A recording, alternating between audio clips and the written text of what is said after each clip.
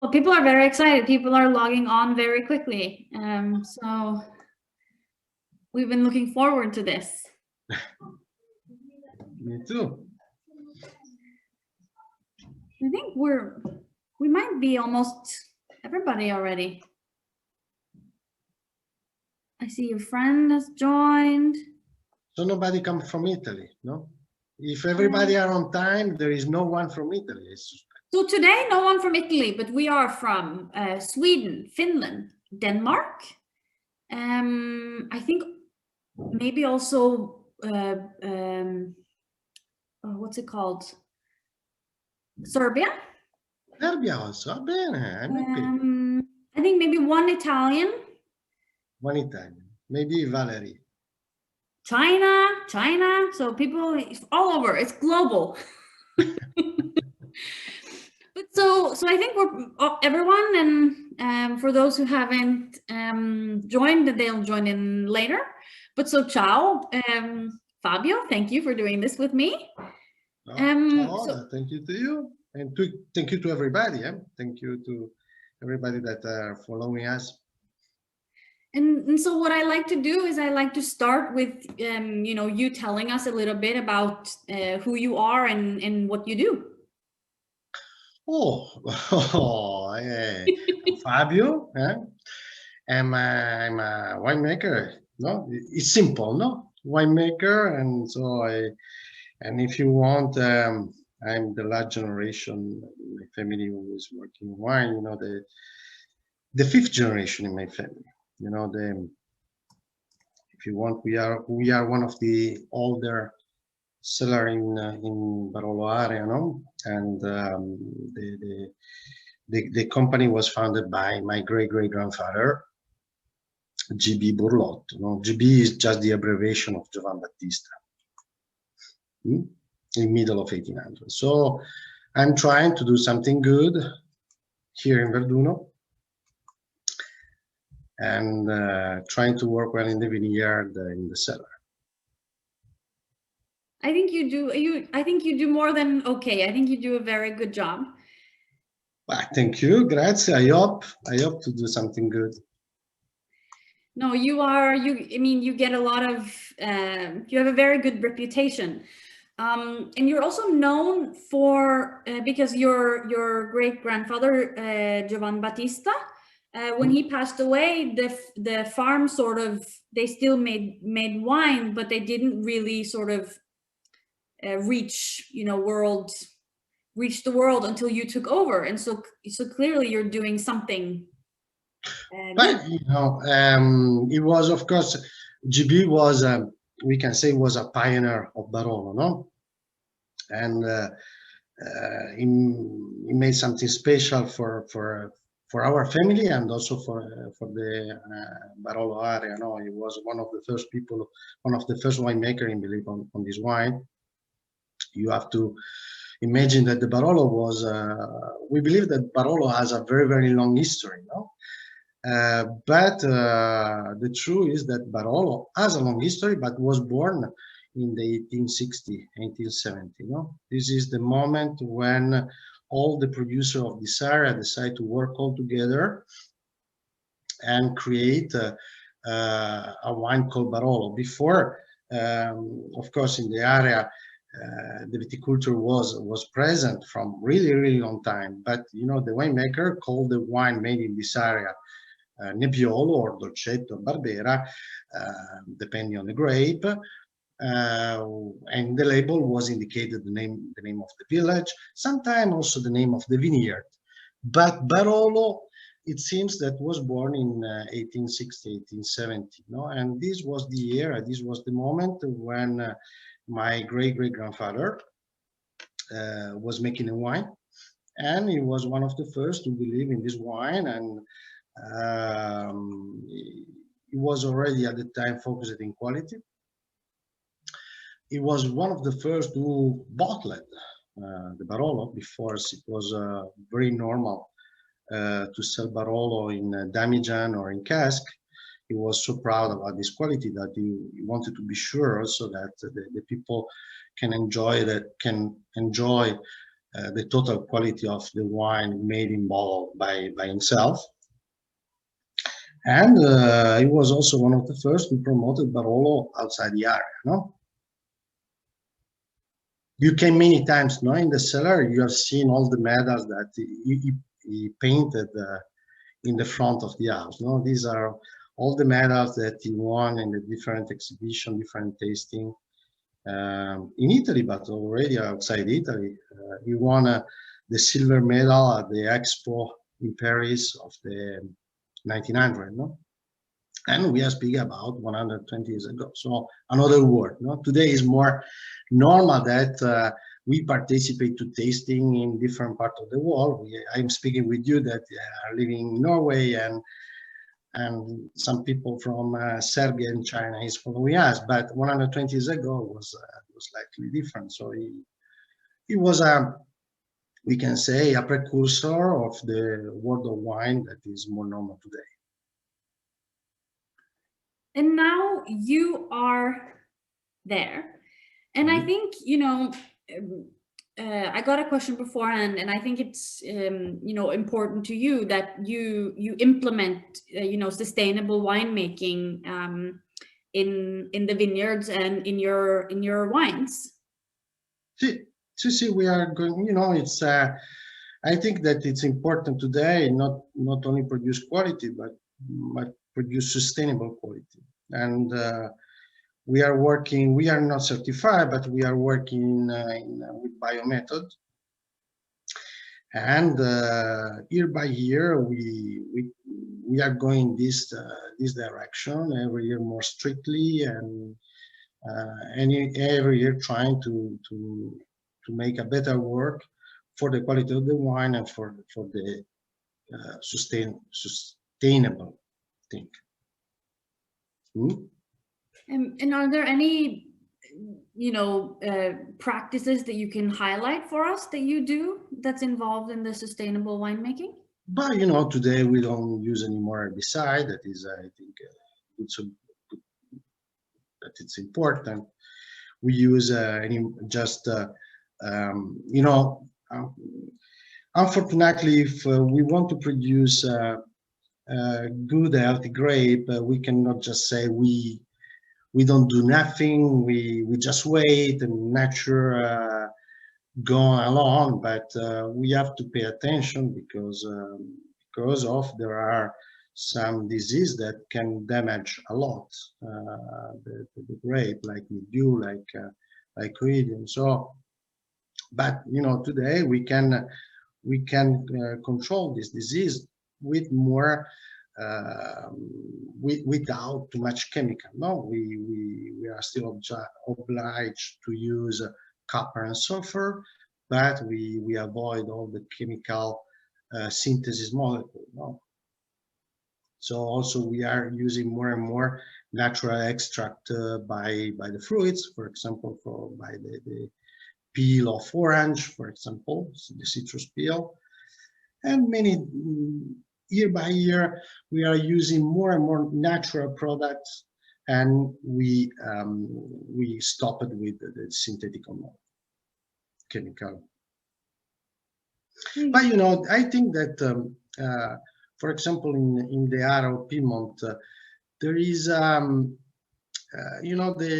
the wine growers, they are not pushing too much in the communication about the biological or biodynamic system, biodynamic work or biological work, but I think there is a very positive trend in the area, working more and more in this way, but preserving a lot of the quality, and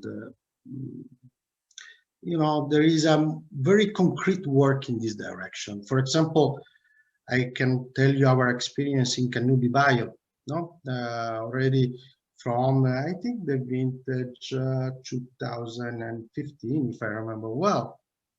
The bigger part of the producer, the bigger part of the owner of Canubi, the winemaker that have a piece of land in this crew, we work all together. and everybody working organic, and we are all follow by the same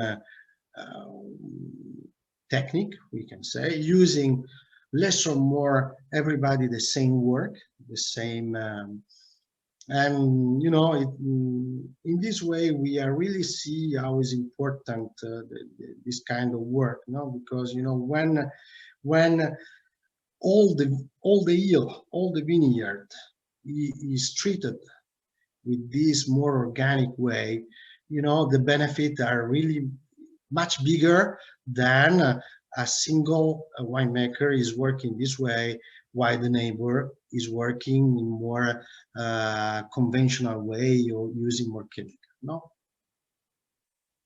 and this, I think, for the area and for me, of course, too, was important, was a good experience, was a very nice experience, and motivated us to work more and more in this way.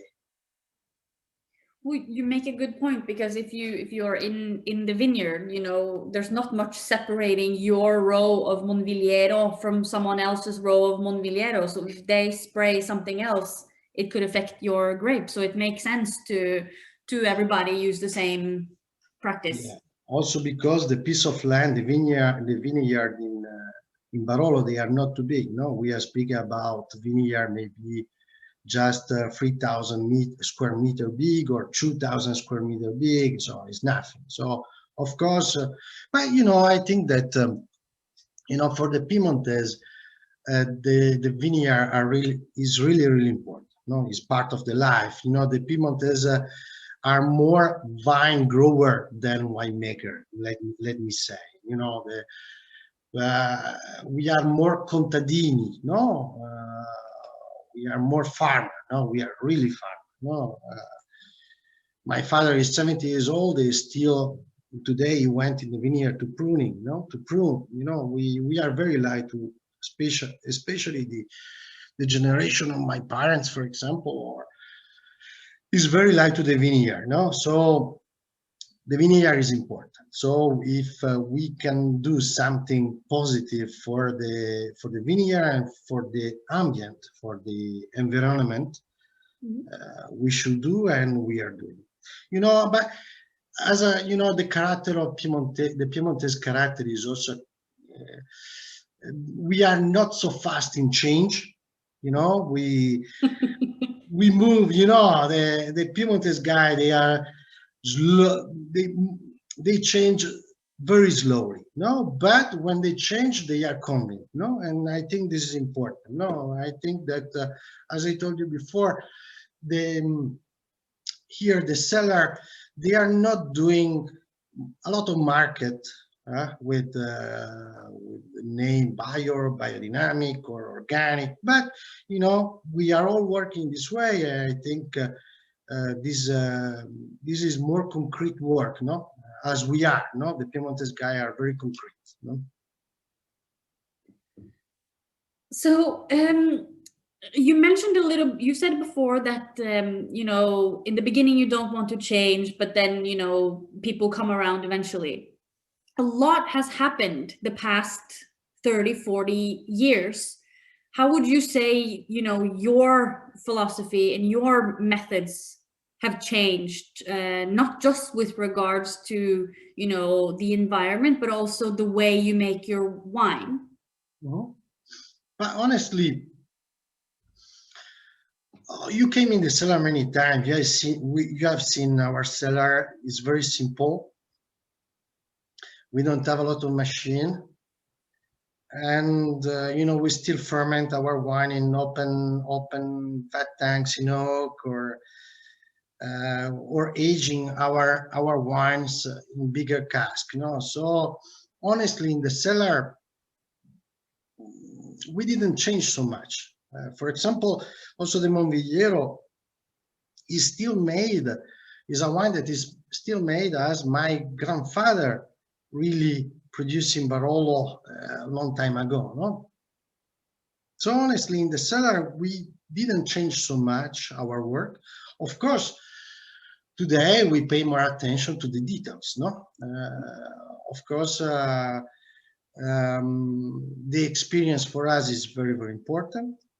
But every year we try um, to identify the details that really can help us to manage well every vineyard and every vintage. No, but the work is still made in a very, very, very simple way, and the cellar, the way of production is still very artisanal. You know, we fill the barrel by gravity with no pump. We still make the pumping over and the punching down manually. We don't have automatic pumping over, or you know, it's very simple. And also speak about Barolo, just big barrel. And of course, today we for example, we pay much more attention to the timing barrel. No, maybe um,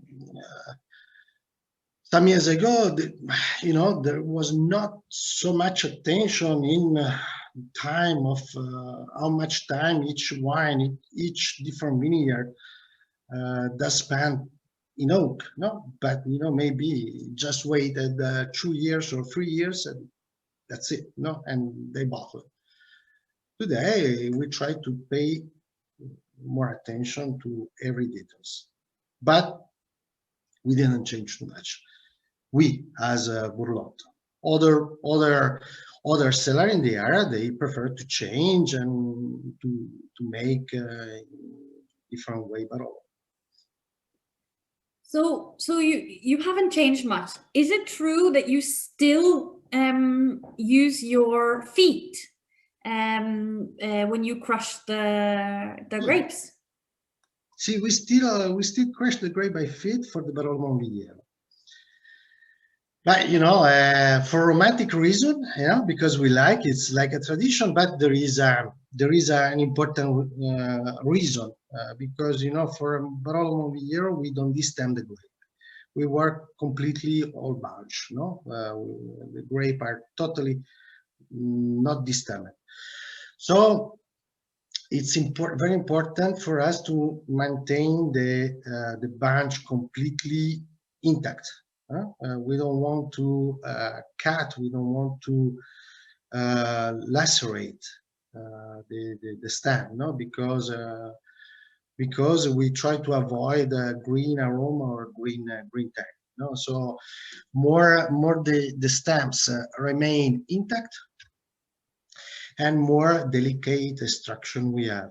So we still crush the grape by feet for Monvigliero for this reason. For the other wines where we destem the grape, we use a destemmer machine. But for example, we fill the barrel by gravity because we try to avoid that the pump can broken the skin. No, for us it's a very important gentle extraction. No, we usually work with quite long skin content, but you know, the backbone of tanning the wine made with Nebbiolo is very, very important. No, is the DNA of the wine. But we love when this backbone of tanning is gentle, no, and is very well integrated in the wine. No, when there is a balance between this backbone of tannin with the fruit, with the acidity, and the rest of the wine. So it's important to treat very well the grape. So we will talk about your Monvigliero a little later, but for this session I have chosen two of your other wines to focus on, and I think maybe it's two wines that don't get enough attention, and it's the Dolcetto and the Freisa. Brava. And I think some of people watching have a glass of each, or at least one, and so we can start maybe with the Dolcetto, and we can talk a little bit about, you know, how you make it and the character. You know, Dolcetto it was the wine more popular in the area. No, he's still the wine that the Piemonte guy drink every day. No, because it's a wine that is very digest, is very inviting. It's there very nice balance between the fruitiness and the tannin. Usually is not too, is not a wine very rich, and also usually is the wine with a lower concentration of alcohol. So is the wine that match every kind of dish, every kind of food. So I think this is the reason, because it was and is still popular in this area. We are trying to make a very classic style of dolcetto, and also for dolcetto we use the whole bunch, not completely.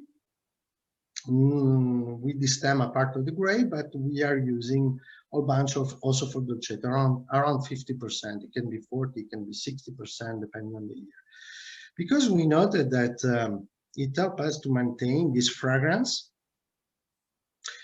this prettiness, this fruitiness that is typical in dolcetto, but it adds a little bit of complexity, no?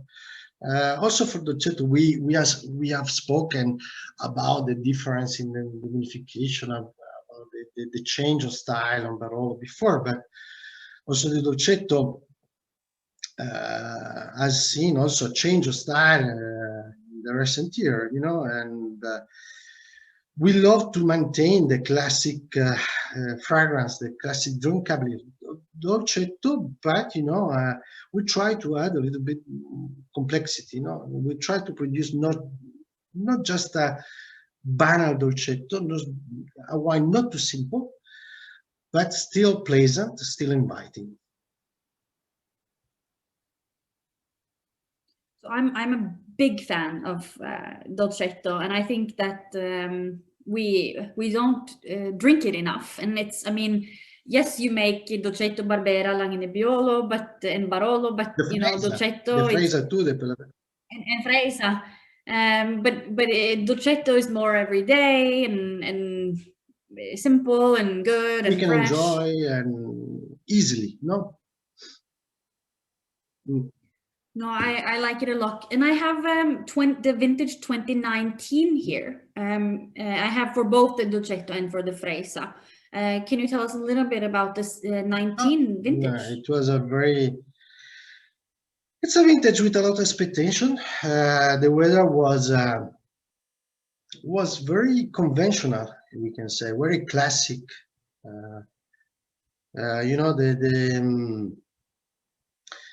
the winter time was quite long. In the spring we had a lot of rain. It was a quite fresh and rainy spring.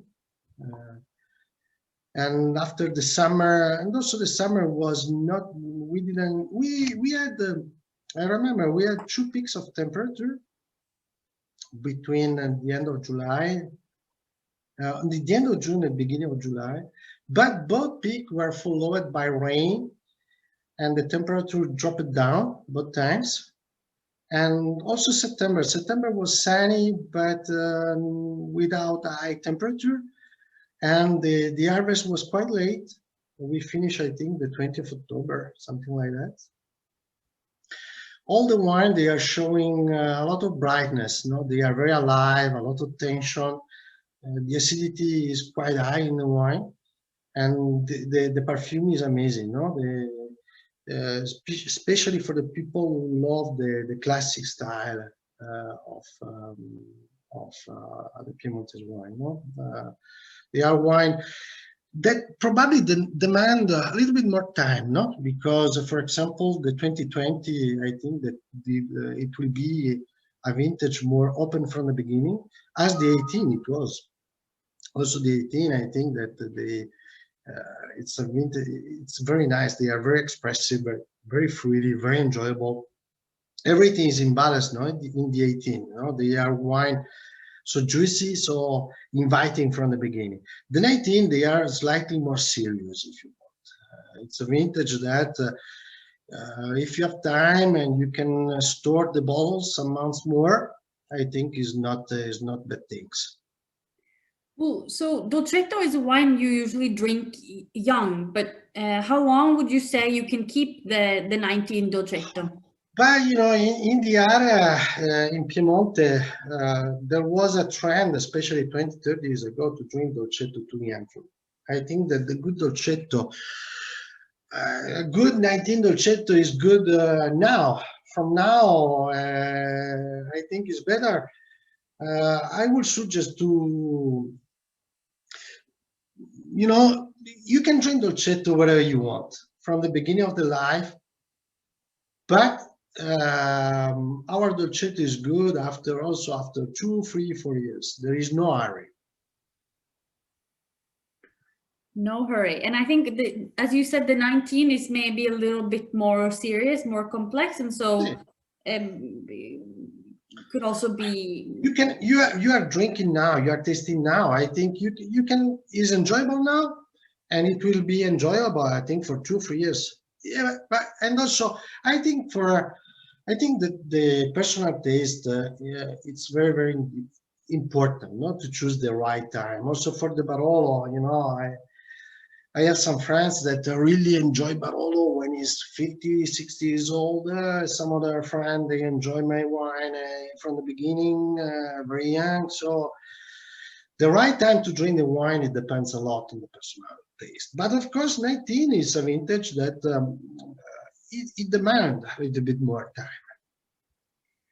So I mean, you're an expert, obviously, because you're a farmer and a winemaker. But what happens to a dolcetto when you age it? Like, how does it change? See, but we are usually to drink dolcetto not too old, no? But you can have a very nice surprise opening 10 years old bottle of dolcetto. But not always you have this good evolution. No, it's a little bit more like a lottery. No. With Barolo, you are more sure usually, to open a bottle 10 years old and to find a wine with more complexity and still youthful and still alive and many times better than how it was in the younger moment. With dolcetto, it's not easy. Opening a bottle 10 years old, you can have something better. But anyway, you lose a little bit it maintains well the fruit, but of course you have a little bit less freshness. The tannin usually are a little bit more integrated, and sometimes you bring a little bit of more sweetness and more spiciness. No, for example, the Barbera, we say when it become older, we say that the good Barbera that age well, they baroleggiano. No, we say that baroleggiano because they get flavors and aroma that are more typical in the old Barolo. With Dolcetto, we don't have this expression. But it's a variety that maintains well the fruitiness, and sometimes you can get some a little bit more complexity. You think it depends on the vintage or the, like, for your wines, would one vintage of Dolcetto age better than another vintage, or you think still it's the lottery? But I opened it. It's strange to say, but we opened it recently, the 13 and the 15, and they were showing well. But I cannot tell you I prefer a 15 or I prefer now to drink an 18. Because for Dolcetto, in our culture, we love to have this fresh fragrance, this fruitiness, and usually it's more used to drink more young dolcetto. But we opened it recently 15, 13, and 14, and if you're in the cellar, there is no. I think you will enjoy them. I mean, I don't have any. I drank all my 15 and 13, so I now only have the 19. This is what we do normally, but of course we follow the wine and we enjoy and we try to understand how they develop, and especially working with our cluster, we know that we gain a little bit more in the ageability too. So you talked a little bit about how you make the dolcetto, but generally for your wines you have quite long maceration time. Is that same also for dolcetto? No, for dolcetto, but it's quite long to be a dolcetto because we usually we make around at least a week, 10 days for dolcetto. That for the area is quite long, but it's not too long. It's not really, as I told you, in dolcetto we want to preserve the freshness, the fragrance, and so. And also, it's not a wine that we want to build to age so long time. Usually, because we drink dolcetto more in the youngness, no, and so it's not necessary to do so long skin contact. So how many days approximately? A week, 10 days. A week, 10 days. It's not so long. Not so long, but to be dolcetto is yeah. But so I think we spent a good quality time on the dolcetto. We also have the Freisa, which I think is more maybe unfamiliar for people because it's not so common. It's not so easy to find here in Norway. So tell us a little bit about your Freisa. Freisa is the cousin of Nebbiolo, no? Yeah. A big part of the genome of Freisa and Nebbiolo is the same, no? And it seems that Freisa is one of the precursors of Nebbiolo, because it seems that Freisa is older than Nebbiolo. And in Piedmont the production of Freisa was quite big in the past. But unfortunately, year by year is decreasing a lot. And now I think in Langa, few producers still make this wine, and we still make because we love Freisa. And I think it's a grape with a lot of potential. We often call this variety the country cousin of Nebbiolo, no? Because if you compare, for example, we do Langa Nebbiolo and Langa Freisa in nearly the same way in the cellar. If you compare if you taste side by side, you can, if you want, you can easily understand. Then Nebbiolo has a little bit more class, is slightly more noble. Yeah, noble. Noble, yeah. It's a grape with more finesse, more elegance, and the Freisa is slightly more robust. No, it's more power. No. And so I love to call the Freisa the country cousin of Nebbiolo, because it's likely more rustic, if you want. And also in the vineyard, in the management, and it's a variety that it is more robust. It's more rustic in the vineyard too, in the country too. It's more strong. It doesn't get the disease as Nebbiolo, no? Is more strong. It's underappreciated, I think. But so we have a question here. Where are your Freisa vineyards or vines located? In Roddi. We have just one vineyard in Roddi, in Cadia. It is the vineyard bordering Monvigliero. Monvigliero and San Lorenzo, they are the last 2 hills of Verduno, and after you start the village of Roddi, and Cadia is the vineyard bordering Monvigliero, and there we have our vineyard with Freisa, and a part of our vineyard of Barbera and Dolcetto, and recently we planted also a vineyard with Pelaverca. So the soil is slightly different than Monvigliero, if you want, but it has the same exposition. Is completely south,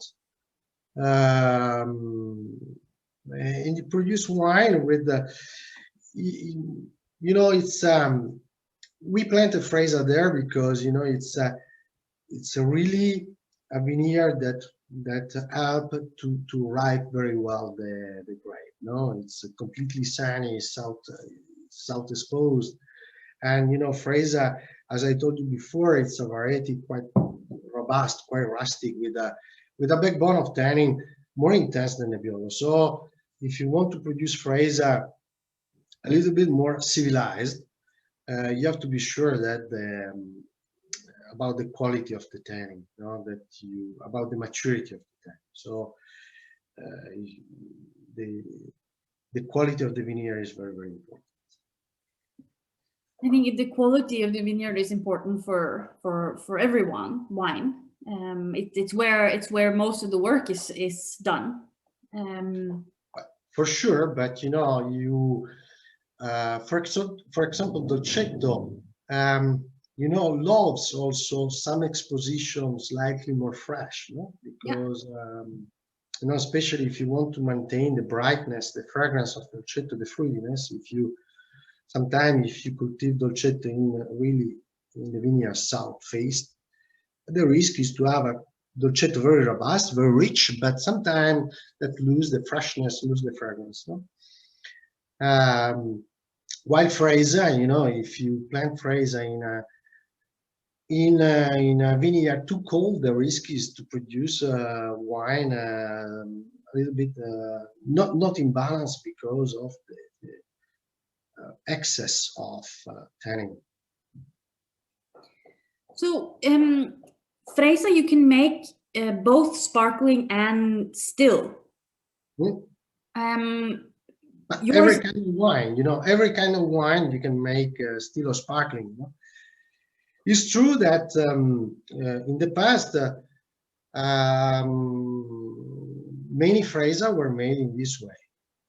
But you know, it was fashion in Piemonte in the 50 or in the 60 to produce this sparkling wine. Also with Barbera. Also the Barbera was a lot of Barbera were made in sparkling. No, I think because it was normal to have food slightly more fat, more rich, and the people drank more wine. And they need a wine a little bit more acid and with bubble to dry a little bit the mouth, no? Because of the food was slightly more fat, more intense. Yours is obviously still, but you could make it sparkling if you wanted to, but you choose not to. Yeah, we choose not because, you know, having this vineyard with good potential, we thought that it was a pity to produce just a more easy sparkling. You know, you can do a very nice sparkling Freisa too, but you know, if you have a great potential from the grape to produce a wine with complexity and structure, I think it's a pity to produce more easy and frizzy and sparkling Freisa. So in 2020 there was some hail. Did it affect your Dolcetto and Freisa or? No, because of we got the hail, but fortunately not everywhere. We got the hail in the vineyard between Verdun and La Morra. No? So in the vineyard as Rocchiolmo, Boscato, Neirane. In that vineyard, we got the hail in beginning of June. It was quite intense, but fortunately it was early in the season. So in the end, we lost a little bit of production, but you know, in the end of the season, we still obtained a good quality of grape. But the Cadia vineyard is totally in the other position, no, in the other side of Verduno. It's close to Monvigliero, and fortunately, vineyard as Monvigliero, Cadia or Breri were not at all touched by the air. it was very intense, but very limited, not the store. So that's good, but fortunately the hail is usually very local, so not everything is affected. You see, but this one especially was very local because for example, in 2019 there was another storm in Barolo, not in Verduno, fortunately, but the other storm has touched many different villages, no, and many different vineyards too. No? This one last year it was very local. Fortunately, it was local. Fortunately, it's this weather that not for us, fortunately, because this time was our time. You know, is the ale is like a lottery. My father told me that he never seen a storm like this one in Verduno, because Verduno, I want to touch wood, and we have to stop to speak about ale and storm, because these are not good argument for us as a vine grower, So I want to touch wood telling this, but historically Verduno was not the place with many problem of ale, but this year was our turns. Your turn. So time flies, but I think we have to talk about your Barolo. But you also make two Barbera. You make the sort of normal Barbera, and you have a Barbera Aves. And what is the main difference between them? But historically in the area, also for Barolo, the tradition was to blend a different vineyard. The first reason, because many winemakers, they were also negociant. They were buying grape from different vineyard, they blend. But also because at that time the winemaker believe that blending a different vineyard, they can obtain it a Barolo or a Barbera with more complexity and more balance. And in every cellar was normal to produce the Barbera Classica and the Barbera Superiore, and the Barolo Riserva, and the Barolo Classico, the Barolo, and the Barolo Riserva. And usually the Barbera Superiore and the Barolo Riserva, they were a selection of the part of the vineyard with more potential.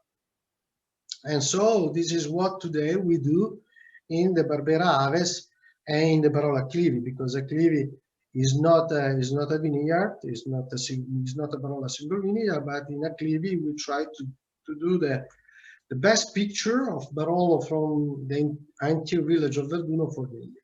And so we choose the part of our vineyard in Verduno with more potential, and we try to blend the different part in the best way every year. And this is what we do in Barbera Aves. But Aves is a fantasy name, correct? It's a fantasy name. Yeah. So there's no vineyard. Like Acclivi. Yeah. Acclivi, it means steep because usually the good vineyard, the vineyard with more potential in Barolo, they are also steeper. No? They are steep. So I think that's a good segue into Barolo, because you make your Barolo Acclivi, but then you also make some Cru Barolo. And because you are in Verduno, I think Monvigliero is a special wine to the people of Verduno who make Monvigliero. And I have the map where we can see your vineyard. Wow. Nice map. Mapman Masnaghetti. Masnaghetti, sì. So we have 3 plots in Monvigliero. Yeah. Here, and here. See, they are all the 3 top, all the 3 plot. They are in in the amphitheater, no? Of the Monvillero, in the historical part of Monvillero. And the two bigger plots, they start from the top of the vineyard, top of the hill, to the mid part of the hill. And the third plot is in the bottom part of the hill. And they were planted in in 5 different times. And we have a mix of, so the older one is 50, 60 years, I don't remember exactly, 50, 60 years old. And they are planted with master selection clones and different portinnesti, different, how do you call portinnesti in English? You know, Colbert or SO4, and yeah, how do you call portinnesti? I forgot them. So I don't know the word, but you're talking about the copper sulfate. The roots. The roots. Yeah, the roots. You know, we use American roots, no? Yes. Yes. Yeah. You do the yeah. I know what you mean. Yeah. Yeah. Yeah. And so yeah.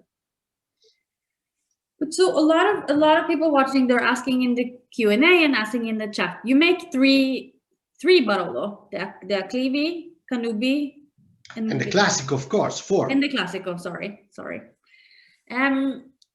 But what is sort of the main difference other than the terroir? Do you vinify them all in the same way? The first difference is that true Barolo are made with a blend of different vineyard. No? So they are made with the old philosophy in Barolo, the blend of different vineyards. While Monvillero and Canubi, they are single vineyard.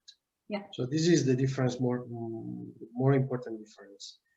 And of course, the difference between the Classico and Acclivi, I already anticipated you. The main difference is the potential of the grape, is the selection of the grape. Yeah.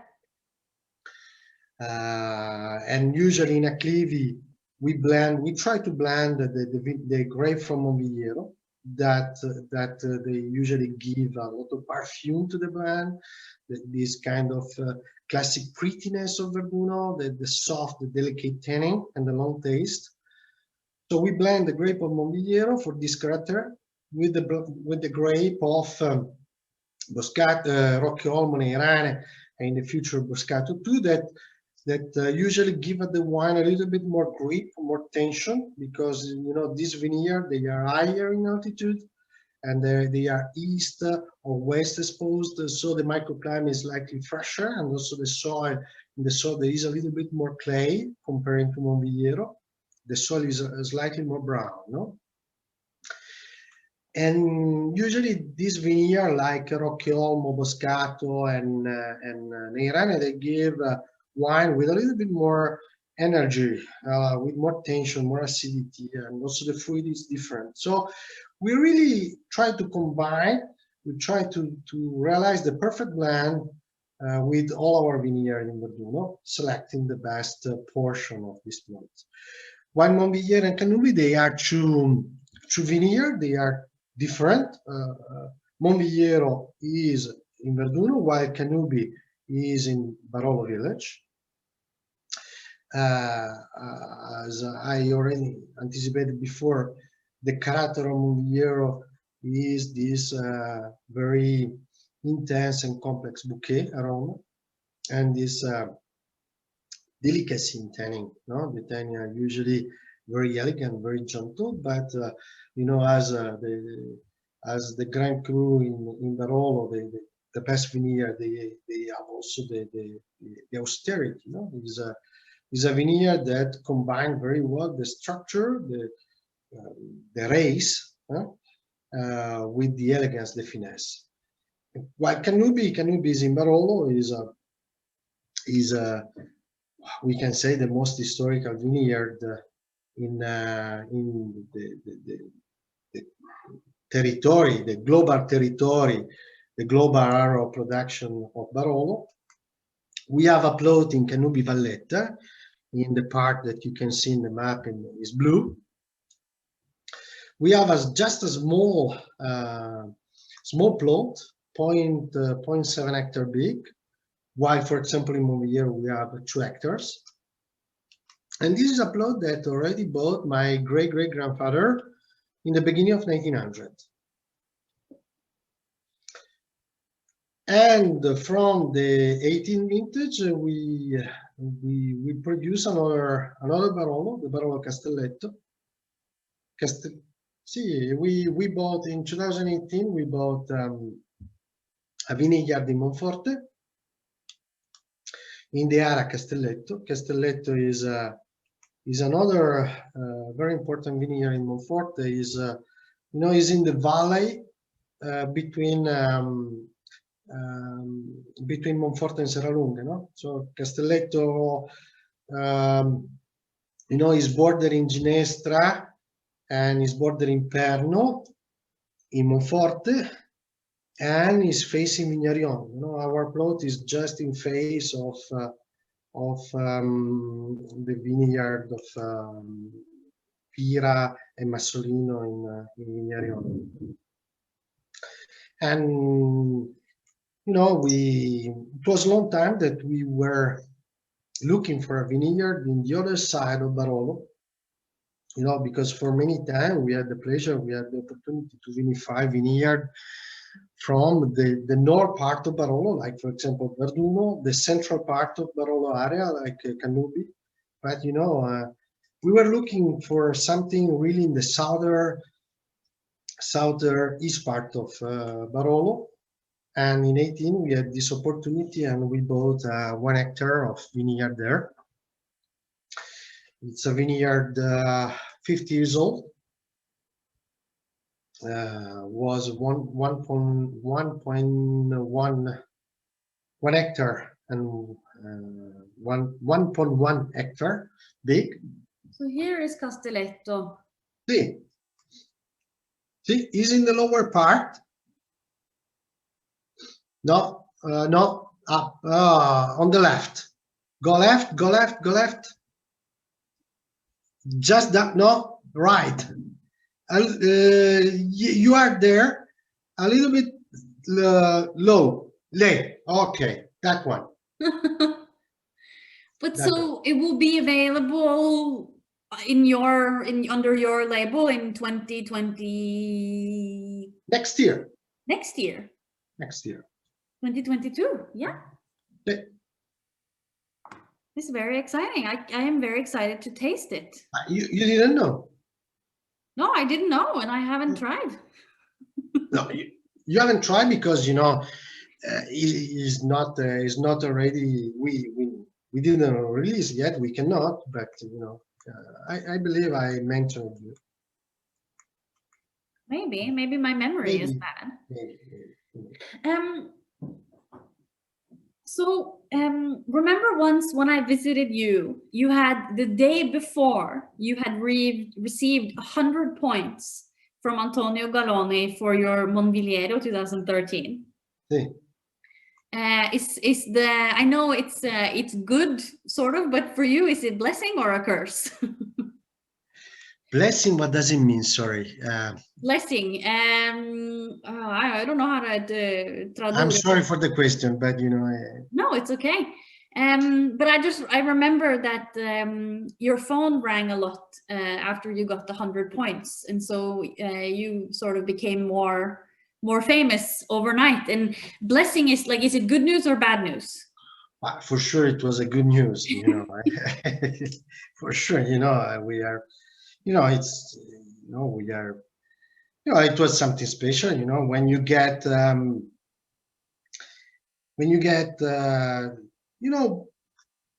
recognition, when wine lover tell us that we did a good job, we are happy. We are satisfied. It's important for us. It's important. To produce good wine, to sell the wine. It's important, but to have the satisfaction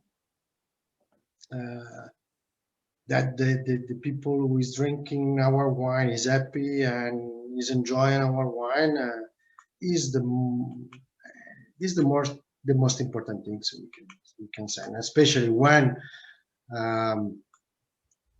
someone has a long experience in Barolo and an important culture in Barolo, as Galdoni or as some other writer, Oda. I don't know about that. You know, when you come in the cellar, you tell me this one is good. I'm happy. No, Yes. it's clear. You do make good wine, but so we talked a lot about 19, but the vintage 2020, it was quite good, right, for the wine, not for the people, but for the wine. You know, it was good. We are. I have 2 glasses here of 2 barrel of Barolo 2020 that will go. They will go in the Barolo Classico. And you know, day by day, we are understanding more and more what the 2020 is offering us. You know, it's you know, we were not so lucky because of the ale, but you know, the bigger part of our vineyard were not touched by the ale. So Monvillero, we are satisfied, and day by day we see what. You know, we understand what how the wine are really. You know, it seems that it's they are wine very in balance. You know, very harmonic. You know, while for example I told you the 19, you know, they are wine with a lot of tension, a lot of energy. The 2020, they are wine already in balance, very harmonic. The tanning is very gentle, is very mature. You know, the season was quite long because of the bad break was quite early, and in the spring there was a lot of in the spring, late spring, and also in the summer, quite a lot of storm, a lot of rain. The summer was not too warm.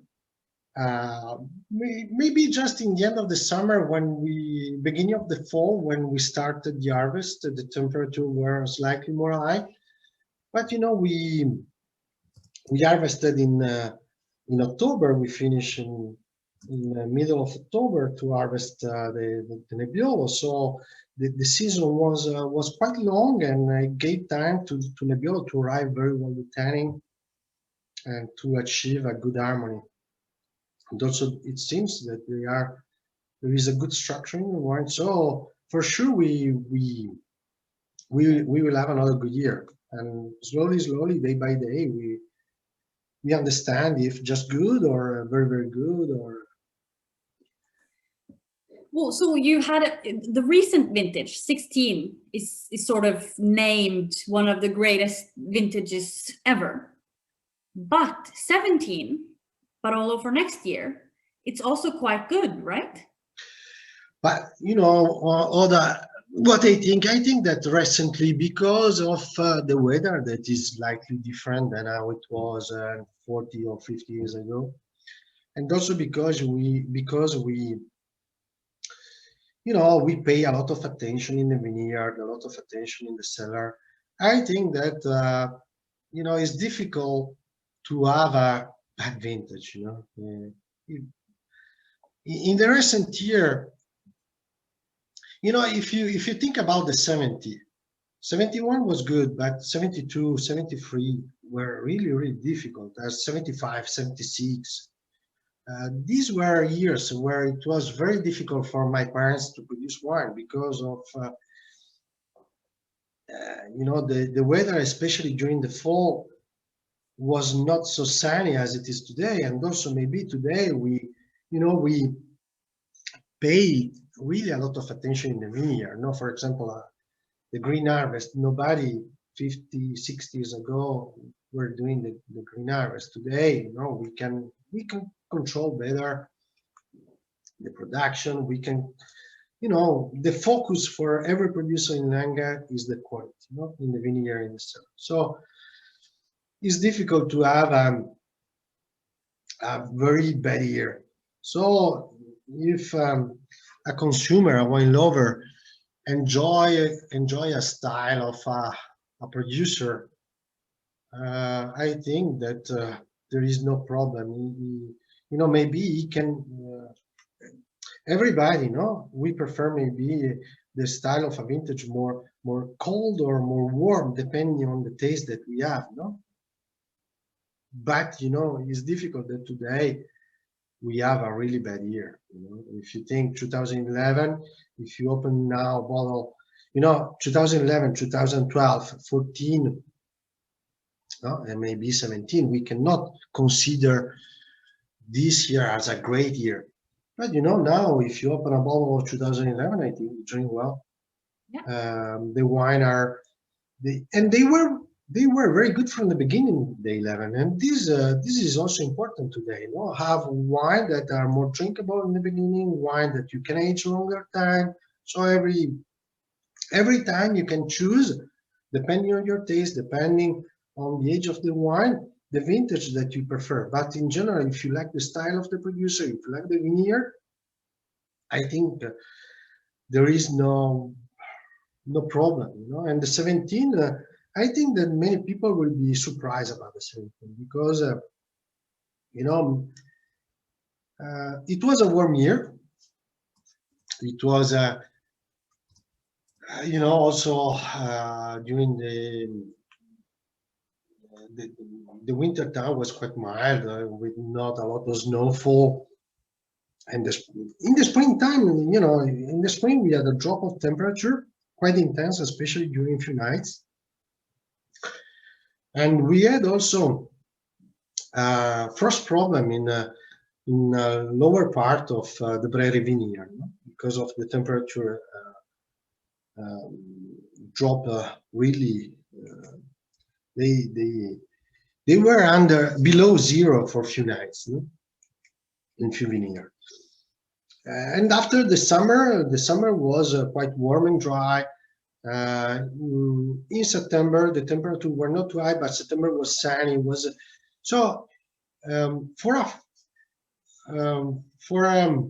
was an easy year to work in the vineyard because of this sunny time.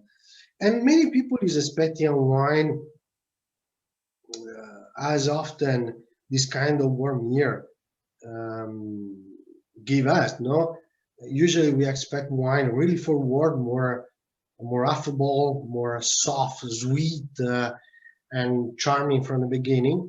But 17 is not really in this direction. In 17, we have, we have a firm structure. There is, of course, they are robust wine. There is a lot of structure, as is typical in the more warm year. But there is also they are quite serious. They are wine that also need some time. I will drink before the 18 than the 17, for example. I adore the 18. The 18 is a vintage so pretty, so aromatic, so fruity, very enjoyable, very harmonic and in balance. And honestly, I will drink before the 18 than the 17.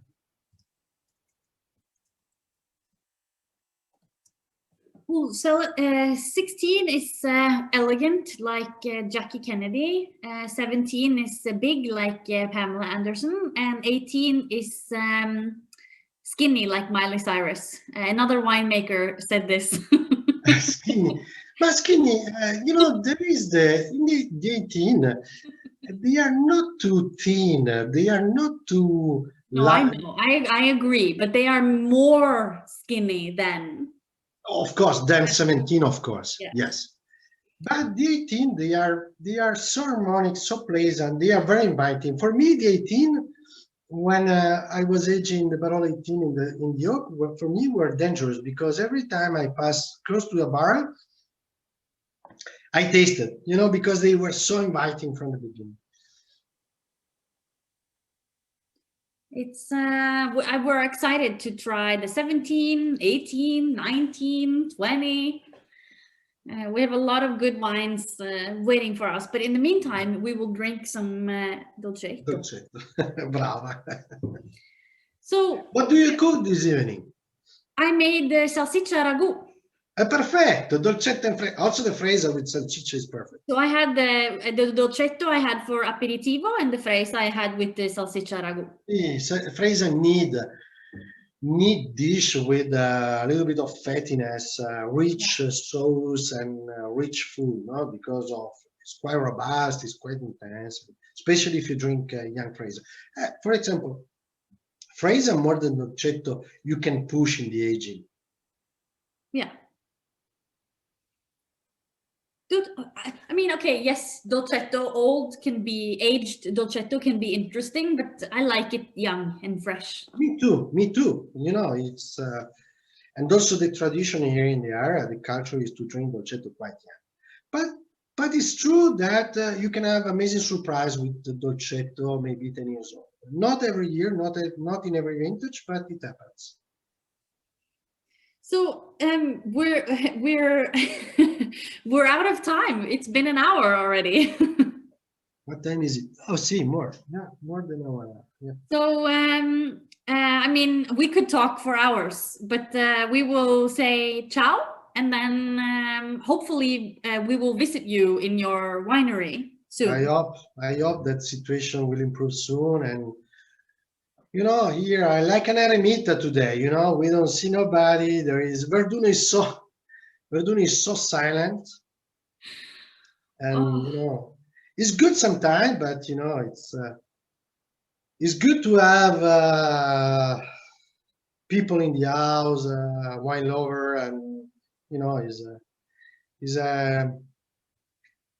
we enjoy this. We enjoy. I will be on the first plane. Brava. But until then, thank you so much, Fabio. It was very interesting. That's a Odd. I hope you understood something. You know, my English is worse than ever. Your English is perfect. Sì, brava. Next time you will tell me that my wine are good, I don't believe you anymore. Your English is very good, Fabio, and your wines are maybe even better. I hope so. Allora, ci vediamo alla prossima. Ciao, and thank you to everybody. Thank you for the people who spend some time with us. Ciao. Ciao.